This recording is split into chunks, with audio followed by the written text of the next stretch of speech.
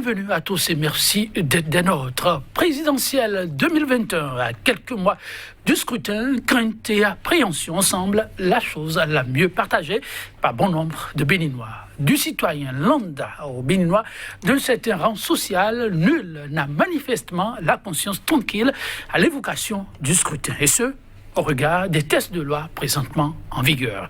Que faire pour dissiper les craintes? En lanceur d'alerte et surtout, comme pour prévenir du pire, la société civile de suggérer, à l'issue d'une journée de réflexion, un certain nombre de préalables à satisfaire avant l'échéance en vue. Mais quelle chance de telles suggestions ont-elles d'aboutir? Et quel est le regard des politiques sur une telle démarche? Le débat, mesdames, messieurs, dans un instant avec un expert en gouvernance et en politique. Ce sera autour du thème prétendu prérequis indispensable pour un scrutin apaisé en 2021. Un appel sensé ou utopique. Avant de retrouver nos invités du jour, votre page consacrée à la une des journaux.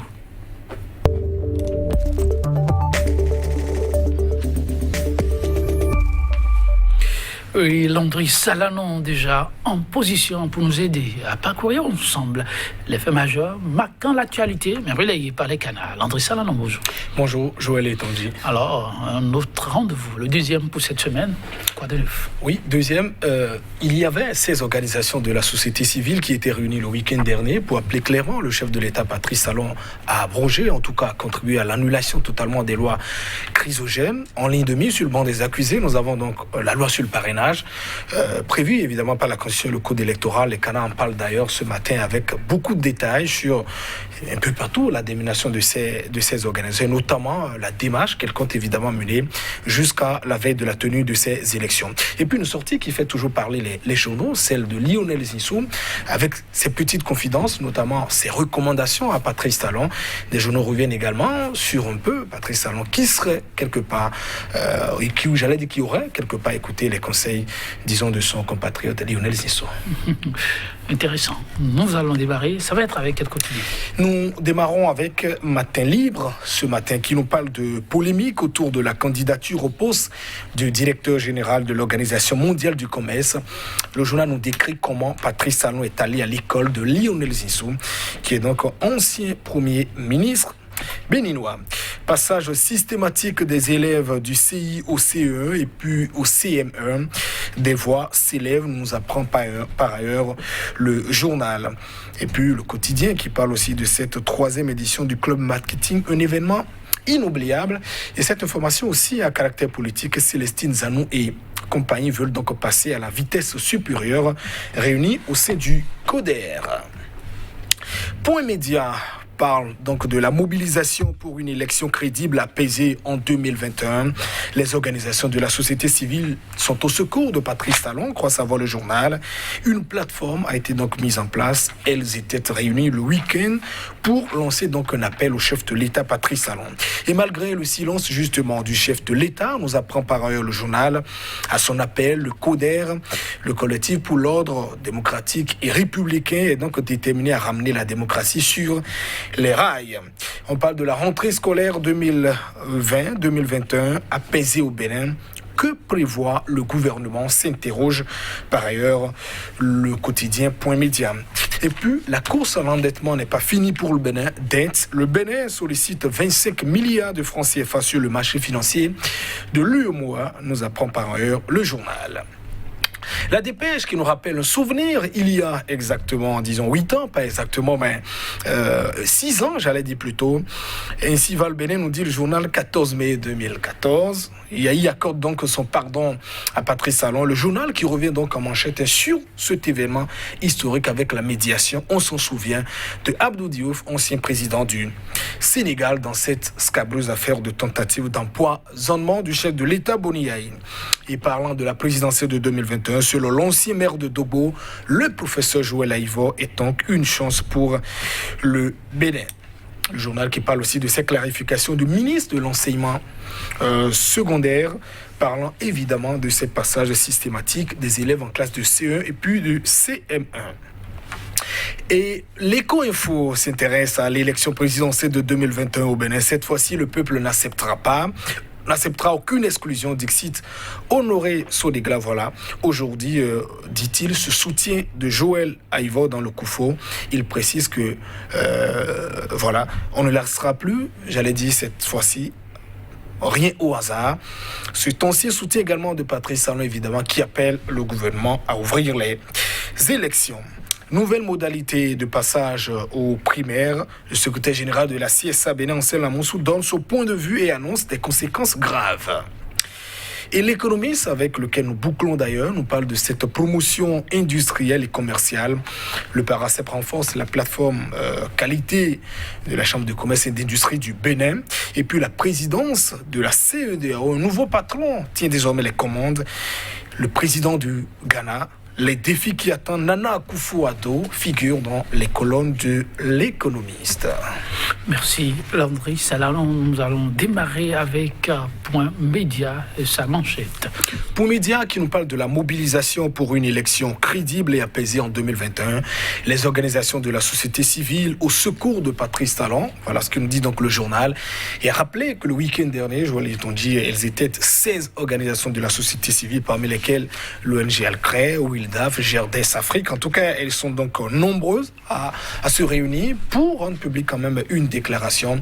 Et sur le banc des accusés, les lois chrysogènes, plus précisément ces lois qui ont donc été mises en place, en tout cas à l'analyse de plusieurs aspects, celles que je partage aussi, juste pour exclure plusieurs personnes ou plusieurs candidats à la compétition, la question du parrainage. Beaucoup de détails donc ont été évoqués par ces organisations de la société civile qui, dans une certaine mesure d'alerte, préviennent, en tout cas la République, notamment son chef, le président Patrice Talon, des crises qu'on pourrait donc avoir au lendemain de ces élections. Il faut permettre la compétition, ont-elles donc rappelé. Il faut mettre le Bénin à l'abri des différents conflits qui peut-être plongerait le pays à des années en arrière. Et on notera, je l'ai dit, que depuis l'arrivée de ce régime, aucune des élections n'a été donc une élection, disons, sans polémique, ce que nous observons.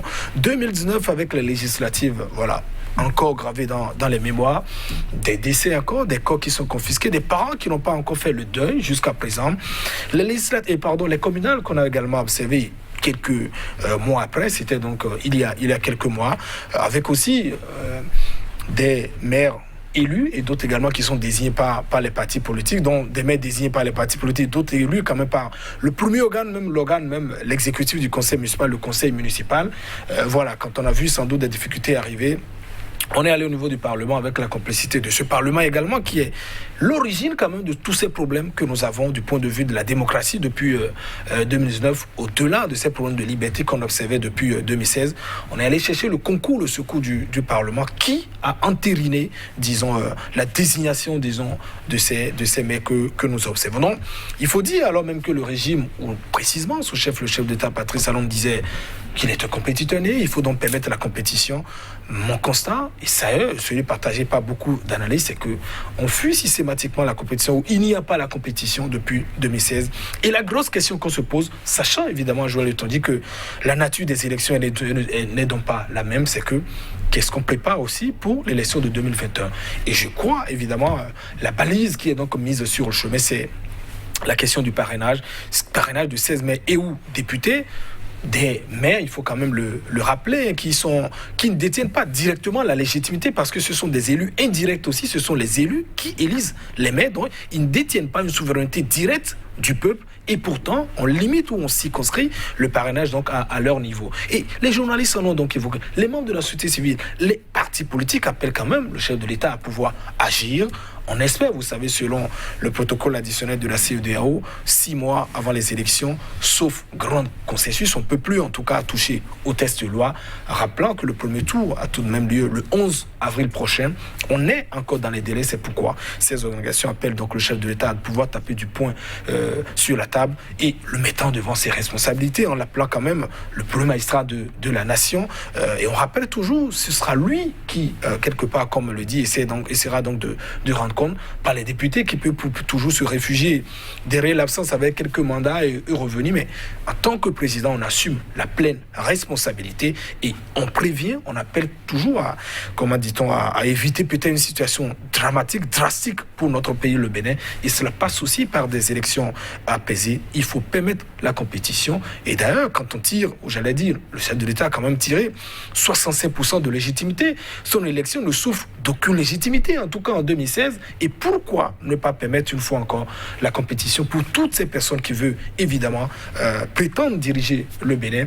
Je le dis souvent, quand le peuple vous désigne, vous êtes là. Mais quand il vous rejette également, il faut apprendre aussi à accepter, un peu comme l'a fait Mbouedji en 2006, un peu comme l'a fait également Lionel Sissou en 2016, en appelant simplement leur adversaire, en dit j'accepte le vote. La démocratie passe aussi par la compétition. La démocratie passe également par la compétition. La dépêche nous amène vers les amis d'hier devenus des adversaires politiques. En politique, ça se comprend aussi. Elle nous rappelle ce qu'allumé de paix fumé par les deux hommes. Oui, et il y a plus de 6 ans, souvenez-vous, ce pardon accordé par Boniaï au cours d'une déclaration qui avait été effectuée au niveau de la télévision, relayée aussi par des chaînes de radio, où il précisait qu'il avait donc accordé son pardon à Patrice Talon. Le rappel du journal, on peut peut-être ne pas le comprendre, mais s'inscrit quand même, disons, dans cet exemple que peut sans doute également tirer le chef de l'État Patrice Talon, que ce soit avec les personnes avec qui, ou les personnes peut-être directement avec qui il aurait donc des différends également politiques, ou des personnes également qui auraient des des ennuis judiciaires. Il faut quand même s'élever au-delà de la nation et dire on peut quand même aussi accorder son pardon, et parce que ce qui nous unit au-delà de tout, c'est quand même la République. Républicain, la chose de tout le monde, qui restera après le départ de tout le monde. Il faut aussi, en tant que pour le magistrat, travailler aussi à pouvoir apporter son pardon. Souvenez-vous de toutes ces pressions que Boniaï a donc subies, finalement, qui a donc dû lâcher en apportant au-dessous d'une intervention télévisée, que évidemment Patrice Talon avait présenté ses excuses, ce que en temps, l'homme d'affaires Patrice Talon a donc démenti en disant qu'il regrettait tout de même tout ce qui serait donc arrivé. Tout compte fait, le pardon avait été donc accordé. Conséquence, candidature du chef de l'État, Patrice Talon, l'actuel, qui prend donc les rênes du pouvoir. Ce qu'on déplore toujours, c'est que quand on se sert d'une échelle pour monter sur un arbre, il faut évidemment pas le laisser tomber, parce qu'on peut toujours avoir besoin de cette échelle, peut-être pour redescendre. Oui, c'est la réalité de la vie. Landry Salano, on va s'en arrêter là, quitte à se donner rendez-vous demain. Merci. Merci, chers téléspectateurs. Au revoir.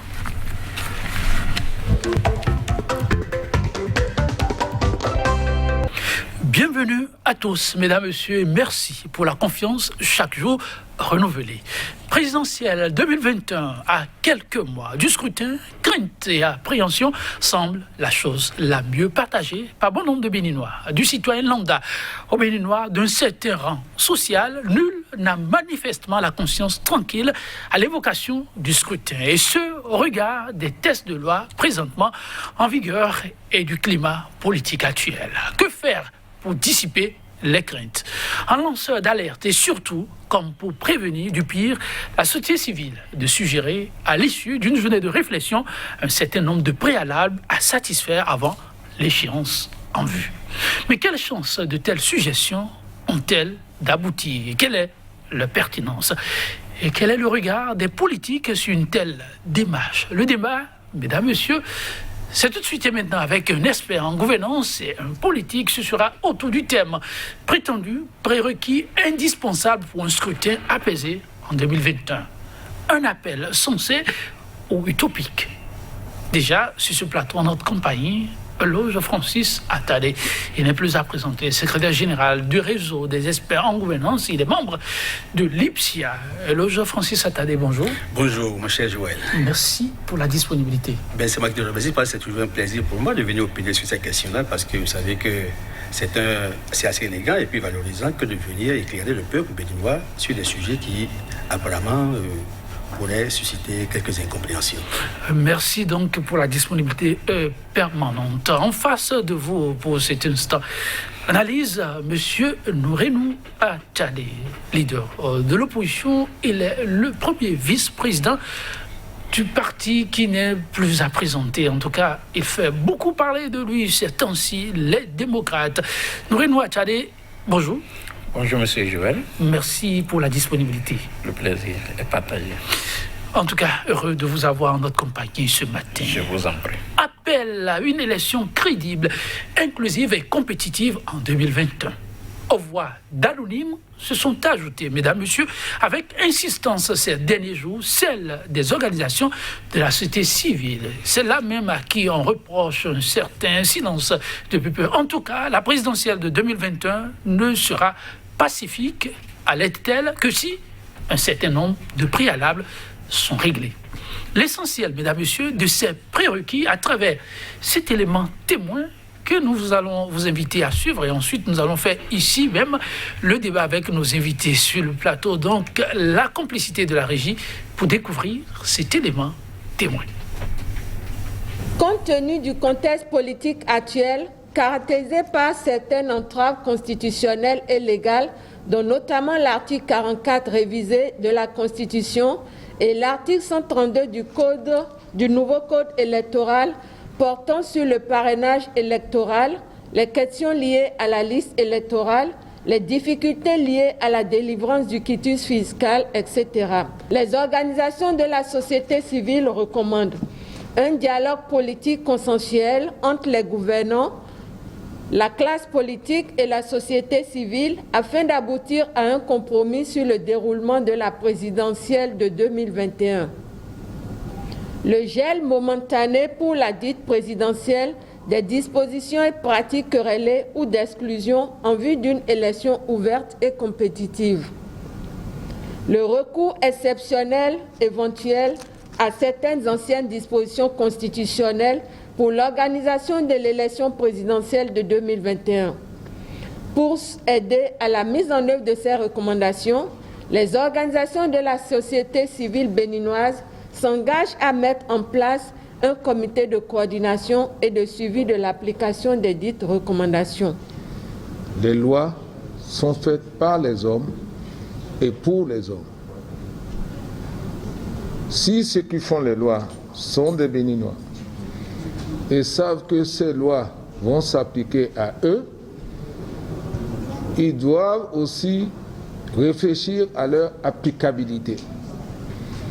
Et nous pensons qu'il n'y a rien d'impossible.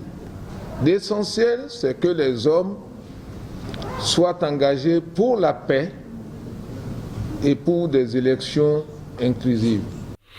Eh bien, il s'agit de la substance des recommandations ayant ponctué cette journée de réflexion. Chers invités, vous avez suivi les propos des panélistes. Je vais me retourner vers l'Espérance Gouvernance, monsieur Lojat Tadé. Oui, je voudrais d'abord vous remercier pour avoir passé l'élément en premier lieu parce que ça permet de camper le décor. Alors, je voudrais en fait dire qu'il y a quelques appréhensions dans le cadre de l'organisation des prochaines élections présidentielles. Mais le chef de l'État, le président Patrice Talon, a toujours été ouvert au dialogue. Il y a eu des concertations qui ont toujours eu lieu pour qu'un consensus se dégage avant que les actions fortes ne soient prises. Vous avez vu bien qu'au moment où nous étions allés au municipal la dernière fois, dès qu'on a senti venir l'impasse, il y a eu d'abord des concertations qui ont permis d'accoucher la loi 2020, qui a permis évidemment de procéder à la mise en place à l'installation des exécutifs communaux. Donc, le président est toujours disposé, évidemment, à échanger avec les acteurs politiques. Et il faut les appeler, en fait, il faut appeler les acteurs politiques, surtout à faire preuve de maturité, de responsabilité. Parce que le dialogue politique, c'est un espace qu'il faut animer, mais il faut l'animer avec beaucoup de sagesse pour donner, en fait, aux jeunes qui viennent, surtout en politique, qu'il y a des vertus qu'il faut cultiver. Et nous sommes sur des chemins vertueux. Donc, il faut avouer que c'est vrai, que telles que les lois ont été votées, surtout par les députés, et au niveau de l'application, il y a quelques incompréhensions qui ont engendré quelques crises. Mais il faut bien, pour qu'une société avance, que nous apprenons à gérer les crises. Et c'est que le chef de l'État a une grande faculté d'anticipation sur la gestion des crises. Monsieur Attadé, rassuré donc à une oreille attentive du chef de l'État. Quant au contenu, on y revient, c'est votre première réaction. Monsieur Norenou Attadé. Merci beaucoup, monsieur Joël. Et j'avoue que je méconnais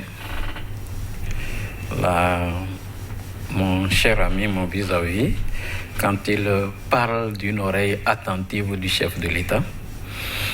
Je pense que je suis de l'opposition et j'ai vécu plus la situation dont il a évoqué tout à l'heure, le dialogue, l'oreille attentive du chef de l'État, et je sais de quoi il parle. Nous avons, pour les élections législatives, le chef de l'État a fait semblant de demander à l'Assemblée nationale de trouver une solution à la crise. Et par la suite, nous avons constaté ce qui s'est passé, l'exclusion pure et simple de l'opposition. L'opposition était disposée. L'opposition, au niveau de l'Assemblée nationale, je vous l'ai dit, a bien participé aux différents débats. Mais la mouvance qui est censée respecter les décisions de son chef, elle s'est retrouvée campée sur sa position de dire qu'elle est déjà qualifiée. C'est à l'opposition de faire ce qu'il faut faire pour être qualifiée. Et au finish, c'est le chef de l'État lui-même qui a réuni les chefs d'institutions pour leur dire que lui porte le chapeau, que c'est ces deux formations politiques seules qui vont aux élections. Comment a-t-il anticipé sur la crise post-électorale? Comment a-t-il anticipé sur cette crise-là? Comment peut-on dire, Dada, qu'il s'est anticipé sur les crises? Il y a eu crise, oui ou non? Il a eu crise. Pour les élections communales, ça a été pareil. Quel est aujourd'hui le nombre de maires que ces deux partis ont? 71 sur les 77. Mais nous ne sommes pas en Union soviétique. On n'a jamais eu ça au Bénin. Mais M. Nourenou, est-ce la faute au chef de l'État? C'est la faute au chef de l'État parce que les élections n'ont pas été ouvertes. Et pourquoi? Parce qu'il a voulu. Non, il n'a pas voulu. Est-ce que les formations politiques qui désiraient aller à ces élections-là sont toutes allées? Je voudrais vous dire oui, que d'abord, vous avez parlé des lois qui sont difficiles et dans leur application. Mais le chef de l'État le sait. Qui a suscité ces lois-là, ces dispositions-là, les 10%? Qui les a suscitées? C'est lui-même. Mais nous étions à l'Assemblée, j'étais à l'Assemblée nationale, nous avons dit et redit au président de l'Assemblée en son temps que cette disposition est mauvaise. Elle est exclusive. Mais ils l'ont maintenue. Ils sont partis de 15% à 10%. Mais aujourd'hui, nous parlons des élections locales. Mais comment ne pas accepter que même si on a une petite formation politique, qu'on n'ait pas à diriger une localité? Comment pensez-vous que Porto Novo ait voté pour le PRD et que ce soit un parti qui est battu à Porto Novo qui dirige le PRD? Qui dirige la ville, vous voulez? Qui dirige la ville de Porto Novo. Ça, comment on peut comprendre ça? Comment on ne peut pas ouvrir notre intelligence pour dire ça, ce n'est pas normal? Alors, et qu'on dise que mais le dialogue dont on parle, oui, quelle a été la nature du dialogue? C'est un dialogue talon. non, Ah oui, je te dis. Soyez sérieux. Mais je dis, oui, je suis de FCBE, moi, en son temps, oui, mon ancien parti politique. oui, Nous avons recommandé que notre parti ne puisse pas aller à ce dialogue. Pourquoi? oui. Mais nous avons vu les dialogues dans les autres pays, au Mali, et au Burkina Faso. Mais quand il y a dialogue, il y a une cellule pour préparer le dialogue. Et la cellule est composée, est paritaire. Il y a l'opposition, il y a la mouvance, il y a même la société civile. Avec votre permission. S'il vous plaît, je vais finir. Oui, je vais finir tout à l'heure. Il y a la société civile qui prépare le dialogue. Oui. Dans ce cas, quand le chef de l'État nous a invités le 15 juillet au palais, mais nous lui avions dit, on ne sait pas de quoi on veut parler, ce n'est préparé par personne, mais nous allons nous asseoir et vous allez nous dicter ce que nous voulons débattre. Ce n'est pas quand même logique. Dites-nous déjà qu'est-ce que nous voulons discuter. Nous mettons une équipe en place, nous préparons le dialogue pour qu'il il soit accessible à tous. Il a dit niet. La société civile, il dit niet, que c'est les politiques, ceux à qui il a donné, et il lui a plus de donner le récépissé, c'est eux seuls qui viennent au dialogue. Finalement, vous y avez pris part, FCBE. Nous n'avons pas pris part. Ceux qu'il a voulu de FCBE à son dialogue y étaient. Parce que nous avons prévu ce qui va se passer. Ce dialogue a accouché de la révision de la Constitution, où on a mis le parrainage. Ce dialogue a accouché de la révision du code électoral, où on a mis les conditions du parrainage. Et tout ce que vous connaissez par rapport à cette loi. Donc une oreille attentive, pour vous, le chef de l'État n'a pas? Une oreille attentive, je pense non. Une oreille attentive aurait voulu qu'on écoute, qu'on ne sélectionne pas ceux qu'on veut écouter. Qu'on ne sélectionne pas ceux qui vont dire oui, oui. Une oreille attentive aurait voulu qu'on accepte les voix discordantes, qu'on discute et qu'on trouve un point d'entente. Cela aurait pu nous éviter les différentes crises que le Bénin a connues. En tout cas, crise en 2021, les acteurs de la société civile n'en veulent pas. Avant de revenir à l'élément, oui, vous avez quelques éléments à relever. Oui, je crois que j'ai été heureux que l'honorable ait abordé quelques sujets qui m'obligent à lui repréciser que, pendant du dialogue, il allait trop loin, il allait au Mali, il allait au-delà. Non, on a vécu ça ici. En 2014, j'étais rapporteur de la plateforme des forces démocratiques pour les élections crédibles et transparentes. Et je sais, nous avions été demandeurs d'un dialogue. Alors, le gouvernement a organisé d'abord ce petit dialogue au palais, qu'après on a interrogé le ministre Sonon. Il nous a dit que non, mais ils étaient allés pour s'entraîner.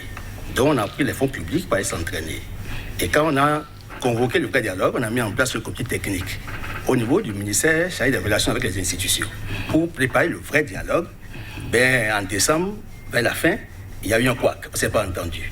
Ce qui a fait évidemment que le processus qui était en panne, vicié, a été débouché par la loi, la DCC 15-001 du 9 janvier 2015, prise par la Cour constitutionnelle pour remettre le processus électoral sur les rails. Nous étions dans l'impasse politique, impasse électorale, et puis il y avait les élections qui étaient en souffrance. Vous le savez. Oui. Donc, le dialogue appelle un format, appelle un objet et appelle en fait des dispositions particulières. Ici, le chef de l'État a ouvert des concertations et a prévu des assises politiques. C'était en octobre 2019. FCBE, qui est un grand parti politique, n'a pas pu instaurer la discipline du groupe pour pouvoir participer et dégager des délégations pour assister. Donc il y a eu une crise interne à FCBE. Ça ne dépend pas du chef de l'État. Si vous êtes incapable... Bien sûr. Il a suscité la crise au sein de FCBE. Oh, mais non, écoutez, ça va, nous savons de quoi nous parlons. Ça veut dire que vous n'avez pas la maîtrise sur vos hommes. Ça veut dire que le parti n'a pas pu faire la sensibilisation en profondeur pour qu'il y ait l'école du parti, afin que les gens qui occupent des responsabilités soient des gens suffisamment dévoués à la cause du parti. Parce qu'il y a un degré, un niveau de militantisme requis pour accéder à des instances du parti. Et qu'après, on a vu que c'est de gros morceaux qui sont partis et après, il y a une scission. Aujourd'hui encore, honorable, sur BNews TV, je vous ai suivi à Calavi en août. Vous aviez parlé des démocrates et de la résistance, mais le 22 au Champ d'Oiseaux, on a senti qu'il y a une crise entre vous encore. Aucune crise. Ah bon, et puis pourquoi? Avec votre permission, M. Nourelou et M. Attadé, on va évoluer sur le sujet. C'est l'oreille attentive supposée du chef qui nous a amené sur ces pistes-là. On revient au sujet. En tout cas, les acteurs de la société civile voudraient revivre une ère propre au Bénin que tous ont eu envie sur le continent. Il s'agit de transition toujours pacifique, le passage de témoins. Que faire pour qu'en 2021, que ce soit ce à quoi l'on pourrait assister? Les acteurs de la société civile, vous les avez suivis, appellent un dialogue politique consensuel entre gouvernants, forces de l'opposition et acteurs de la société civile. On est à quelques mois du scrutin. Pensez-vous que c'est une piste qu'il faut explorer ensemble? C'est une des solutions, mais ce n'est pas la meilleure. Ah bon? Parce qu'il faut voir en fait qui sont ceux qui sont demandeurs du dialogue. Quel est le problème qui se pose aujourd'hui au Bénin? Il y a que nous avions fait voter des lois. Ce n'est pas le chef de l'État qui a fait voter des lois. C'est une initiative de certains députés. Et c'est le Parlement, en fait, qui a les prérogatives du vote des lois. Et il le sait bien pour avoir été là pendant longtemps, à Tchadé. Et je sais bien qu'il sait ce que vaut un vote. Et ce vote-là, en fait, qui doit déterminer la vie de la nation, ne peut pas être un vote banalisé. Donc le dialogue consensuel appelé par les acteurs de la société civile, ce n'est pas la peine d'y aller. Je crois que ce n'est pas un dialogue en tant que tel, puis la plupart des partis maintenant, on en a une dizaine. Et j'ai été même surpris que nous ayons les démocrates maintenant là. Alors, nous sommes dans une dynamique de réduction et de modernisation de notre paysage politique. Il faut avouer que ce n'était pas un plaisir pour nous depuis 1990 de constater que nous avions joui de la liberté politique au point de créer une kyrielle de partis politiques qui, malheureusement, n'animaient pas la vie politique. On a manqué certainement d'aller au calcul du taux de pondération pour voir le poids des partis dans l'animation et voir le taux de mortalité, de morbidité, puisque si les tests étaient suivis, on n'aurait pas 250 partis politiques. Aujourd'hui, la loi nous a permis d'encadrer au moins, et il faut maintenant, par rapport à la dizaine de partis qui légalement existent et qui ont des lignes politiques, ces partis offrent des possibilités d'adhésion. Alors, c'est quoi votre surprise par rapport maintenant, c'est que ce qui vient, c'est le printemps des partis politiques, le printemps des mouvements là. Qu'est-ce que ça cache? Est-ce que c'est la gombophagie? Est-ce que c'est la course? Gombophagie? Ben oui, si, c'est bien parce que... Pour nos téléspectateurs, comprennent pas. Ben oui, la gombophagie, mais non, ben c'est la course au gain, à la part. En fait, le gain, c'est ce que les syndicalistes appellent le moment syndicalisme et le syndicalisme, c'est-à-dire la monétarisation de la politique. Donc vous voyez les démocrates aller à cette course-là. Je n'ai pas dit ça, mais c'est que vous interrogez. Je ne peux même pas dire ça parce que les démocrates sont de l'opposition et ceux qui s'agitent autour du chef de l'État, c'est eux qui sont à la recherche du gain facile. Voici ce que je propose. Vous êtes intéressé par la vie de cette formation politique. On va en parler, mais très rapidement, sur la question du dialogue consensuel appelé, que demandent ces formations, ces acteurs de la société civile. Vous savez, lorsque une loi arrange le chef de l'État, on parle de l'Assemblée nationale. C'est l'Assemblée nationale qui a voté. Ce n'est pas le chef de l'État. Non, je vous apprends que l'initiative des lois n'est pas seulement de l'Assemblée nationale, elle est aussi du gouvernement. Si, je sais. Voilà. Donc, le gouvernement peut prendre l'initiative de la correction même d'une loi. Donc les acteurs ne se sont pas trompés. Non, ils ne se sont pas trompés. Ils ne se sont pas trompés. Monsieur Patrice Talon est aujourd'hui le père de la nation. Oui, mais écoutez-moi. Oui, mais là aussi, écoutez, honorable, vous êtes convaincu, et vous le savez. Oui. Soyez sincère, ouvrez votre cœur et dites au peuple béninois qu'il y a eu des séminaires parlementaires qui ont été organisés sur ces différentes lois-là. Sur le parrainage? Non, en fait, le parrainage, c'est une des composantes de tout le corpus. Oui. Bon, maintenant, quand vous êtes allé au séminaire parlementaire, vous avez dû amender. Oui. Et après, vous êtes allé au vote. Vous savez que c'est l'opinion majoritaire qui exprime le vote en démocratie. Oui. Alors, si la majorité a voté pour... Je vous dis, le séminaire a été organisé, la société civile a été associée et nous avons fait des recommandations. Et si ces recommandations n'ont pas été suivies, mais à quoi a servi le séminaire? Mais vous allez dire, parce qu'on a fait le séminaire, on a le droit, l'Assemblée a le droit, parce qu'il y a une majorité qui se dégage, de faire ce qu'elle veut, la majorité. Mais je me demande à quoi alors on servit, si ce n'est que le chiffonnage des fonds de l'État. Nous sommes allés au séminaire parce que nous voulons nous entendre sur l'essentiel qui va gouverner la nation, pas sur ce qui va profiter à la majorité. Donc, moi, je pense que le président Patrice Talon est le père de la nation. Il a le devoir de faire en sorte qu'il n'y ait pas le sang d'un seul Béninois qui coule. Alors, aller à un dialogue consensuel, vous pensez donc, que j'en reviens parce que, à contrario de mon cher ami, je pense qu'il sied aujourd'hui que les Béninois s'asseyent autour d'une table avec le chef de l'État pour discuter de l'avenir politique de ce pays. Parce qu'on a trop voté des lois chrysogènes. On a trop voté les lois exclusives. On a trop caporalisé les institutions qui ne permettent pas aujourd'hui une élection inclusive. Je prends un cas. Vous allez aux institutions. Oui, le parrainage. Oui. Le chef de l'État, dans ce pays, il a fait organiser une élection où c'est seulement ces deux formations politiques qui sont allées aux élections. 83 députés sur 83 députés. Il a organisé les communales comme si on était dans un pays de l'Est. Il a eu 111 maires sur les 77. Oui, monsieur dit c'est rayé. S'il vous plaît, c'est pas rayé. C'est pas rayé. Il n'est pas rayé. Laisse-moi aller dans ma logique. S'il vous plaît, laissez-moi aller dans ma logique. S'il vous plaît. Mais pourquoi c'est maintenant que les démocrates se sentent bien obligés de respecter le code et le test? Ils ont déposé leur dossier. Je vous apprends que nous avons respecté le système partisan en nous conformant à la loi, au système partisan de 2018, mais on a fait la rétention sur notre récépissé, en nous empêchant d'aller aux élections. C'est ce qui s'est passé. Nous n'avons pas refusé de nous conformer à la loi. Nous l'avons fait. Mais celui qui devait donner le récépissé s'appelle Saka Lafia, ministre de l'Intérieur. Partisan, candidat, mais qui a refusé la concurrence en faisant la rétention de notre récépissé.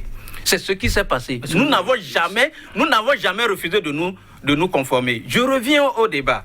Mais est-ce que ça fait sérieux de dire que le ministre a refusé la concurrence? Il a refusé, il a eu la concurrence. Il y avait des pièces manquantes. Est-ce qu'il avait eu... Quelles pièces manquent? Okay. Alors, sur quelle base FCB a eu le récépissé après la nouvelle création de 2012, du 12 septembre? Sur quelle base? Sur quelle pièce? Quelle pièce FCB avait-elle, la FCB nouvelle formule? Quelle pièce avait-elle ajouté à ce qu'on avait déjà? Dites-nous. Non, on en reviendra. Ah bon? Laissez-moi aller dans ma logique. Okay, je ne perde pas la logique. Okay. Donc, lorsque le chef de l'État, son camp a eu les 83 députés sur 83, lorsque, pour les élections communales, il a les 71 sur les 77, ça veut dire qu'il y a 6 maires qui sont libres. La loi prévoit que c'est les maires et les députés ou le maire ou les députés. Tout à fait. Et il faut 10% de cet ensemble-là. Donc ça fait, au bas mot, 16 parrainages au moins. Alors, est-ce que lui seul, il a 71, il a 83, il ne reste que 6. Est-ce qu'il peut avoir un autre candidat en dehors de lui? S'il peut avoir un autre candidat, c'est que, je me rappelle encore, à l'issue des élections communales, le chef de l'État a dit qu'il n'est pas favorable à un accord entre un parti de l'opposition, FCBE, soi-disant opposition, et un parti de la mouvance, et qu'il n'est pas favorable. Alors, lorsqu'il dit comme ça, est-ce que c'est pour le parrainage? Si ce n'est pas un fait valoir, est-ce que c'est pour le parrainage qu'un autre de l'opposition peut avoir le parrainage des députés ou des maires de la mouvance? Ça veut dire quoi? Ça veut dire que le chef de l'État sera candidat. Il va désigner son coulistier. Il va désigner celui qui va s'opposer à lui. Il va désigner le coulistier de celui qui va s'opposer à lui. Et il y aura un match talon contre talon. Alors, à quoi ça sert? Est-ce que dans une démocratie, c'est un jeu normal? C'est comme ça, c'est ça une démocratie? Pour vous? Donc c'est une perte de temps. Qu'on nous épargne du chiffonnage de nos ressources, qu'il s'autoproclame président en 2021. Alors, vous voulez dire que si on ne va pas à la modification de cette disposition relative au parrainage... La modification s'impose, d'autant plus qu'à lui seul, il a tout le parrainage. La modification s'impose. Vous permettez...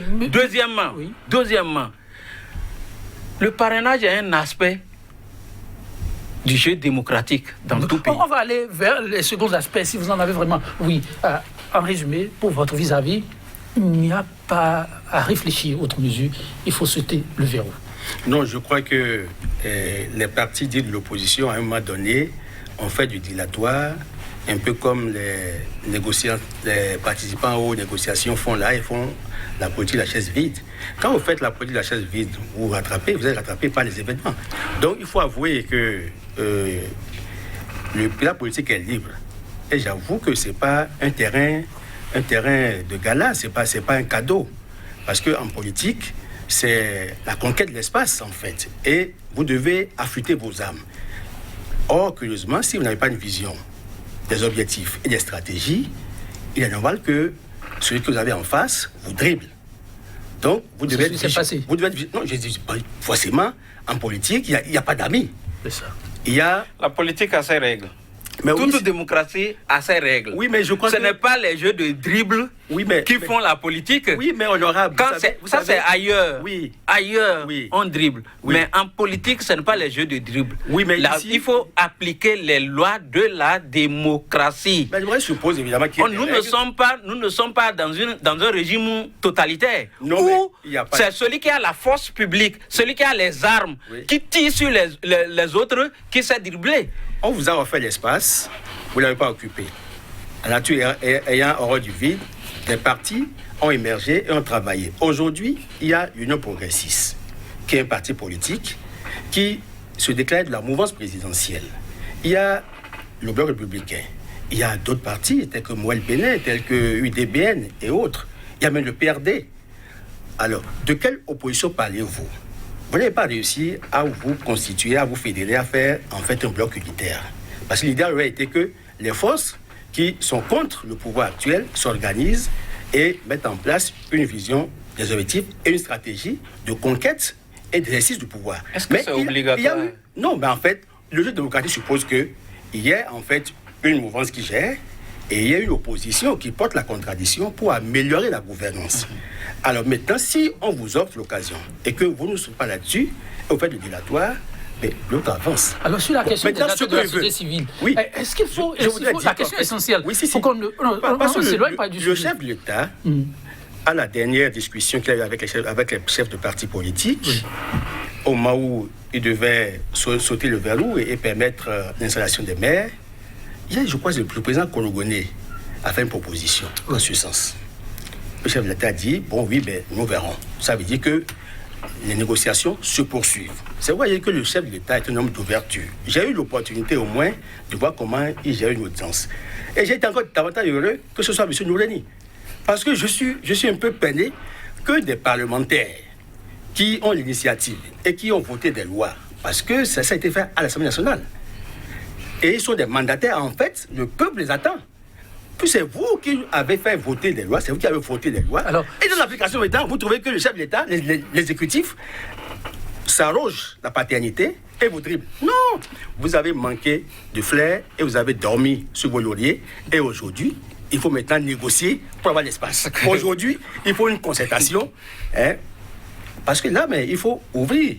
Le chef d'État est disposé à ce que... Donc la question du parrainage, verrou à sauter, vous y adhérez aussi? Non, pas forcément ça. Il faut qu'on s'entende sur les règles du jeu.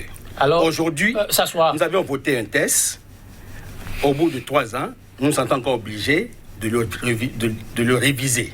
L'idée serait que, en fait, les partis qui ont été retardataires sur l'acte, ça m'étonne que RE soit en règle. Et que RE, qui était une composante essentielle de la résistance, soit en règle. Et que ce soit maintenant que les démocrates soient en train de se formaliser. On va revenir sur la question des démocrates. Les acteurs de la société civile ont dit le gel momentané des dispositions et pratiques querellées. Il y a le parrainage, vous disiez tout à l'heure, qu'il y a d'autres verrous. On veut bien savoir. Eux n'ont pas fait de citation, autre mesure. On va à quelle disposition? Avant ça, je voudrais dire à mon cher ami que dans notre constitution, le préambule parle de démocratie intégrale. On n'a pas dit qu'il faut limiter le nombre de partis politiques. On n'a pas dit si BR et UP existent et qu'il y a d'autres formations que les citoyens sont obligés d'aller s'aligner. On n'a jamais limité. Nous sommes libres. Oui, on n'a jamais limité. Nous sommes libres de créer les démocrates. Nous sommes libres par rapport à l'échiquier politique national de dire nous ne nous retrouvons pas par rapport aux partis qui existent et que nous devons créer, lisez bien la charte des partis politiques. J'ai lu. L'adhésion à une formation politique est libre. Oui. Donc, moi je ne sais pas quelle querelle vous nous faites pour parler de... Vous ne savez pas pourquoi maintenant on crée. On peut créer à tout moment une formation politique. Mais oui, mais je l'ai répondu. Ah oui, j'ai bien envie. Donc, on reviendra sur la question des démocrates qui préoccupe votre vis-à-vis. Oui. Il est expert en gouvernance, il a ses raisons, on y revient. Mais vous permettez... heureux que l'honorable ait parlé du préambule de la Constitution. Ce qu'il a oublié de dire, c'est qu'au moins, à l'alinéa 3 du préambule, on donne la possibilité à tout citoyen de saisir la Cour constitutionnelle pour les actes présumés inconstitutionnels.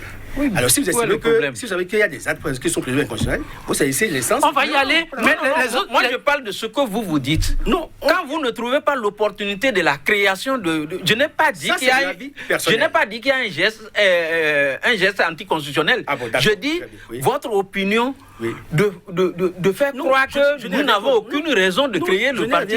Et pourquoi vous dites pourquoi maintenant? 13 ans comme des bouts de pain, pourvu que ce soit dans le respect des tests. On y revient, les tests, les démocrates. Les bouts de pain, la loi prévoit. Même, s'il vous plaît, les anciennes formations politiques, on a parlé de 240, on a parlé d'un chiffre, je ne sais pas. Mais la loi dispose que lorsqu'une formation politique ne va pas à un certain nombre d'élections, que cette formation politique n'existerait plus. Mais pourquoi n'a-t-on pas appliqué? Et vous pensez que c'est maintenant que ça va être appliqué? Pourquoi n'a-t-on pas appliqué? Pourquoi on va créer d'autres conditions que d'appliquer la loi qui existe? Revenons sur des dispositions querellées avec votre permission. Non. Monsieur, attendez, s'il vous plaît, les dispositions querellées, on revient sur la question des formations politiques. Oui, dispositions querellées, autre disposition, vous dites en dehors du parrainage. Je disais que le parrainage n'est qu'un aspect de l'exclusion et d'une élection transparente, équitable et juste. Dans une démocratie, ces conditions-là sont préalables. Une élection inclusive, transparente, juste. Quand vous avez une Sénat qui sait reconnaître en faveur du pouvoir les fautes mineures, vous avez une Sénat caporalisée, une Sénat unicolore. Qu'est-ce que vous pensez que vous pouvez faire avec cette institution qui puisse organiser une élection équitable? Cela veut dire quoi? Un dialogue s'impose. Ah, sérieusement? Sérieusement. Même au niveau de la Sénat? Lorsque vous prenez la HAC, je m'inscris en faux contre le Sénat. Lorsque vous prenez... Non, il n'y a pas de Sénat monocolore. Je vous redonnerai la parole, ou bien vous allez prendre votre tour de parole. D'accord. Lorsque vous avez la HAC, la haute autorité, qui n'offre plus la liberté d'expression, qui bâillonne la presse, même la presse en ligne, est aujourd'hui bâillonnée par une nouvelle loi. La presse en ligne, alors que nous sommes à l'ère d'éthique. Mais dans mon pays, on fait tout possible pour empêcher le développement d'éthique. Alors, vous allez sur Internet? Oui. Il y a tout de presse en ligne, hein? Je suis sur Internet, mais il y a une loi. Vous savez qu'il y a une loi de la HAC? Il y a eu des pourparlers entre là. Donc, je voulais dire, lorsqu'on a une HAC qui bâillonne les libertés d'expression, lorsque nous avons une cour constitutionnelle avec mon cher ami Djobénou en tête, et qui, depuis son installation, ne peut pas un seul instant contredire le gouvernement, et qui, tout le temps, ne trouve que des raisons pour donner carte blanche au gouvernement, je crois que ce n'est pas cette Cour constitutionnelle-là qui va déclarer que le président Talon a échoué à une élection. Lorsque vous avez une cour comme ça, le dialogue s'impose. Lorsque vous avez le COSELEPI, la correction de la liste électorale, l'instrument majeur dans l'organisation d'une élection, et que, je disais tout à l'heure que lorsque les lois sont en votre faveur, elles sont bonnes. Lorsque les lois ne sont pas en votre faveur, vous pouvez les piétiner, vous avez le droit. La loi sur le COSELEPI dit que la correction des listes est paritaire, opposition, mouvance. Qu'est-ce qui se fait aujourd'hui? Majorité, minorité. Est-ce qu'il y a concordance entre minorité, majorité et opposition, mouvance? Ça ne veut rien dire. Donc, moi je pense que lorsque nous sommes en train de corriger une liste électorale dans ces conditions, ça veut dire que cette liste n'est pas fiable pour une élection crédible. Et nous devons le reconnaître. Aujourd'hui, le COSELEPI est en train de corriger la liste qui va servir à l'élection des élections. Mais au même moment, nous apprenons qu'il a été distribué 2 500 000 actes de naissance. À qui? Personne ne sait. Au même moment... Vous le savez. Personne ne sait. Non, vous le savez. Non, parce que ça n'a pas été défini. Vous le savez. Les personnes, ça n'a pas été défini. Vous suivez au moins quand même la presse. Mais, vous suivez les informations. Écoutez... Vous connaissez le rôle de l'ANIP. Le rôle de l'ANIP est de distribuer les actes de naissance à des personnes préidentifiées. Et je vous l'ai dit, sur quelle base? Oui, lorsque vous voulez faire des forfaitures, vous parlez de réforme. On vous connaît. Je suis sincère, on vous connaît. Donc, tout ce qui vous profite, pour simplifier et dématérialiser. Actuellement, nous sommes à l'aide du numérique et de la digitalisation. Et que vous empêchez d'évoluer, que vous empêchez d'exister, que vous empêchez d'offrir une plateforme à la jeunesse. Pendant que nous y sommes, donc, je vous l'ai dit. Permettez, il y a 2 points chauds là. Vous m'avez coupé. Non, parce que donc, vous avez dit quelque chose d'extrêmement grave. Oui. Vous dites que la cour Djokbenou, en fait, en guillemets, la cour présidée par le président Djokbenou, n'a jamais contredit le gouvernement. La cour, son rôle n'est pas de contrôler contredire un gouvernement. Je n'ai pas contredit les actions. La cour, en fait, est là pour contrôler la régularité, la conformité des actes par rapport à la Constitution. Oui. Si les actes pris par le chef de l'État, nous disons la même chose. Si les lois sont normales, pourquoi voulez-vous que le président de la cour et ces 6 autres collaborateurs contredisent en moins de 11 mois de collaboration. COSELEPI dont vous parlez, vous avez dit en 2011, la LEPI là, c'était paritaire, non? Oui. C'est paritaire, non? Oui. Et cette LEPI là, est-ce que vous êtes retrouvé dedans? Cette LEPI, comment on ne s'est pas retrouvé? Cette LEPI de 2011. Oui. Comment on ne s'est pas retrouvé? Vous n'êtes pas au Bénin? Je suis au Bénin. LEPI 2011? Oui. LEPI du chaos là? Oui. C'est LEPI ça? Comment ça s'est passé? Vous avez le fichier? Comment ça s'est passé? Mais on dirait que vous n'êtes pas au Bénin. C'est parce qu'il y a chaos. C'est parce qu'il y a chaos que ce n'est pas l'EPI. Si c'est le cas, c'est parce qu'il y a chaos que ce n'est pas l'EPI que vous n'êtes pas retrouvé. Il y a des choses qu'on ne dira pas ici. Non, s'il te plaît. Et vous savez que tous ceux qui sont passés là, en tant que président, dès que les grands dossiers et la bagouille, le tripatouillage des listes là, dès qu'on a exhibé ça, la suite, vous avez vu que la Cour constitutionnelle a souvent démis les présidents. Oui, actuellement, ça n'a une Cour constitutionnelle qui peut démettre aujourd'hui. J'étais dans le Sénat. Est-ce que nous avons une cour, s'il te plaît? Est-ce que nous avons une cour constitutionnelle aujourd'hui? Je ne dirai pas ici. S'il vous plaît. Est-ce qu'aujourd'hui, nous avons une cour constitutionnelle qui peut jouer le même rôle? Exceptionnellement, je vous ai laissé gérer le plateau comme je n'ai pas fini mon développement. Mais malheureusement, on vient de m'apprendre. Mais c'est à vous de voir qu'on a juste 2 minutes. Comment ça? Oui, moi je vous demanderai chacun de choisir ce qu'il a envie de dire pour ces 2 minutes. Lui, qui t'a parlé de démocrate et vous, autres. Mais on pourra se revoir pour un second plateau demain, mais c'est à vous de voir. Alors, monsieur Attali, Une minute.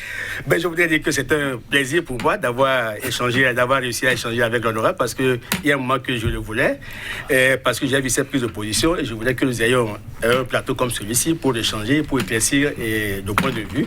Et puis il faut avouer que le Bénin aujourd'hui est mieux gouverné et nous faisons des performances économiques qu'il faut saluer parce que vous savez qu'en fait, pour créer de l'emploi, c'est quand la machine économique va prospérer que des possibilités de création d'emploi se dégagent. Et aujourd'hui, on a enregistré de bonnes performances qui nous rassurent. Merci, monsieur Atadéhu, monsieur Nourenou.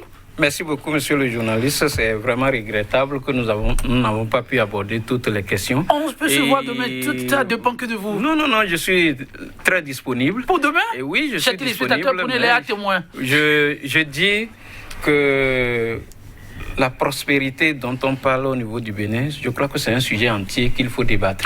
Merci beaucoup. C'est pris le rendez-vous. Prospérité au Bénin, sujet à débattre. Prenez le rendez-vous pour demain. Immanquablement, 100% Bénin pour le numéro du jour, ce sera toujours fausse compagnie sur cette citation de Pierre Dac. Il faut battre le fer, dit-il, quand il est chaud, et la crème quand elle est fraîche. À très bientôt et bonne méditation chez vous. Au revoir. Merci bien.